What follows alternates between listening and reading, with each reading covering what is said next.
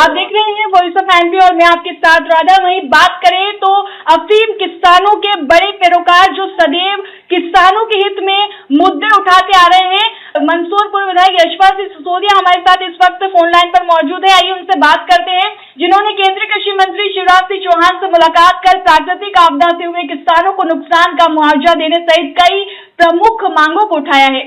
जी sir. अभी आज 12 अगस्त को माननीय कृषि मंत्री भारत सरकार और ग्रामीण विकास मंत्री पूर्व मुख्यमंत्री श्री शिवराज सिंह चौहान जी से आज मेरी मुलाकात कृषि भवन दिल्ली में हुई है। और मैंने उनसे आग्रह किया कि पिछले दिनों जब मैंने एक पत्र लिखा था जो मेल के माध्यम से मैंने संप्रेषित किया था, आज मैंने उस पत्र को के साथ डिस्कशन किया है और मैंने माननीय कृषि मंत्री महोदय से निवेदन किया है कि अन्य फसलों की तरह अफीम की फसल को भी मुआवजे में जिनका नुकसान हो जाता है या जो प्राकृतिक आपदा से पीड़ित हो जाते हैं उनको उसमें शामिल किया जाए।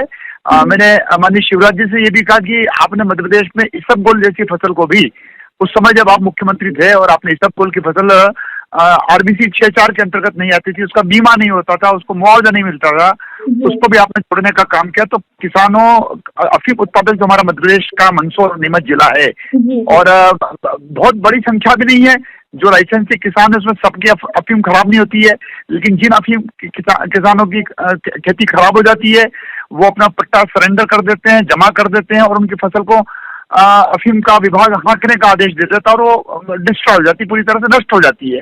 तो ऐसे किसान जो अपनी फसल को नहीं बोने के बाद क्षतिग्रस्त हो जाती है और उसको हाँक देते हैं अपना पट्टा सुरक्षित रखने, ऐसे किसानों को बीमे का भी लाभ दिया जाना चाहिए। उनको RBC 6-4 के अंतर्गत राजस्व पुस्तिका नियम के अंतर्गत उनको भी जोड़ना चाहिए। इसलिए भी जोड़ना चाहिए कि वो किसान जब सहकारिता से जुड़े सोसाइटियों से और कमर्शियल बैंकों से, व्यावसायिक बैंकों से कर्ज लेता है तो उस कर्ज में अन्य फसलों के साथ साथ वो अफीम की फसल को भी कहीं ना कहीं उसमें लेता है, शामिल करता है, दवाई छिड़कता है, बीज लाता है। क्योंकि किसान जब लोन लेता है तो किसी एक फसल के लिए नहीं लेता है, वो सारी फसलों को लेकर के कर्ज लेता है। तो कर्ज की उस दृष्टिकोण के माध्यम से भी उसको चिन्हांकित करना चाहिए। और माननीय पूर्व मुख्यमंत्री जी ने, कृषि मंत्री जी ने मुझे आश्वस्त किया और मेरे लेटर पर उन्होंने अधिकारियों से संवाद करने का, समीक्षा करने का निर्देश भी अधीनस्थ जो अधिकारी खड़े थे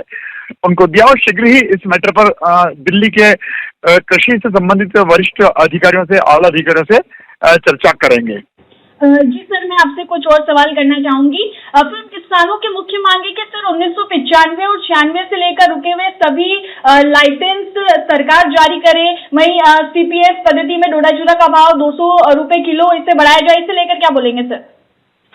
देखिए, विभिन्न मांगों का जो प्रस्तुतिकरण है वो जो सलाहकार समिति होती है उसके माध्यम से मामला भारत की सरकार के वित्त मंत्रालय के पास पहुंचता है।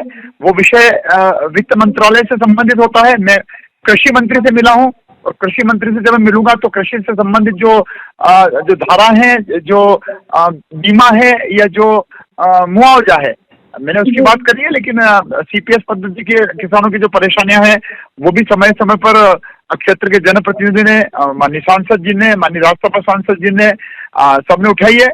और भाव की वृद्धि को लेकर के भी कई बार मामले आए और लगातार किसानों की अफीम काश्तकारों की संख्या मंदसौर नीमच क्षेत्र में बढ़ भी रही है।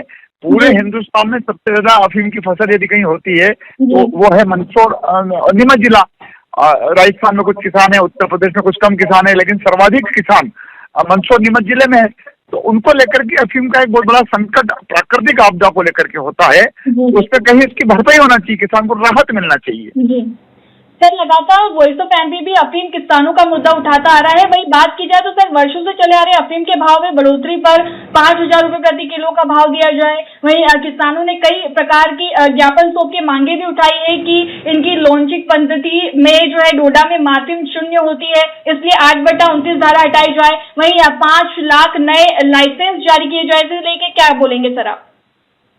देखिए, लाइसेंस तो तत्कालीन कांग्रेस के समय के पहले जब कांग्रेस पावर में हुआ करती थी, सेंट्रल में हुआ करती थी, जब पूरे मंदसौर नीमच जिले में पात्र जो लाइसेंसी होती उनकी संख्या मैं समझता हूँ कि 10-20-25 हजार से ज्यादा नहीं हुआ करती थी। आज 1 लाख से अधिक पट्टे हो गए हैं और सीपीएस पद्धति के माध्यम से भी लगातार बढ़ रहे हैं और भाव में भी जिस प्रकार से आशातीत वृद्धि हुई है उससे इनकार नहीं किया जा सकता।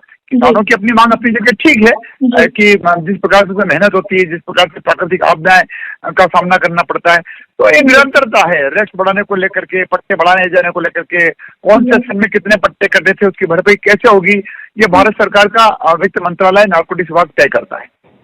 जी जी सर, आपका बहुत बहुत शुक्रिया। तो ये हमारे साथ मंदसौर के पूर्व विधायक, भाजपा के वरिष्ठ नेता यशपाल सिंह सिसोदिया, जो हमेशा से किसानों की मांग उठाते आए हैं। उन्होंने आज केंद्रीय कृषि मंत्री शिवराज सिंह से मुलाकात कर किसानों के हुए फसल नुकसानी में जो है उनने आवाज उठाई, उनसे मांग की।